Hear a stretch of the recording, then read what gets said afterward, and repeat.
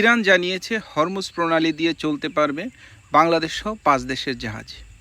মধ্যপ্রাচ্যে ইসরায়েল ও যুক্তরাষ্ট্রের সঙ্গে চলমান যুদ্ধের মধ্যেই কৌশলগতভাবে অত্যন্ত গুরুত্বপূর্ণ হরমুজ প্রণালী দিয়ে বাংলাদেশ সহ 5টি দেশের জাহাজ চলাচলে অভয় দিয়েছে ইরান।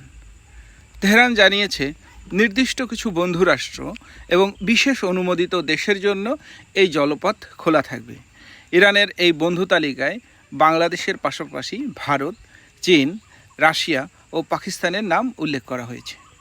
বিশ্বের মোট জ্বালানি তেলের 1/5 এবং তরলীকৃত প্রাকৃতিক গ্যাসের এলএনজি বড় অংশ এই সংকীর্ণ জলপথ দিয়েই পরিবাহিত হয়।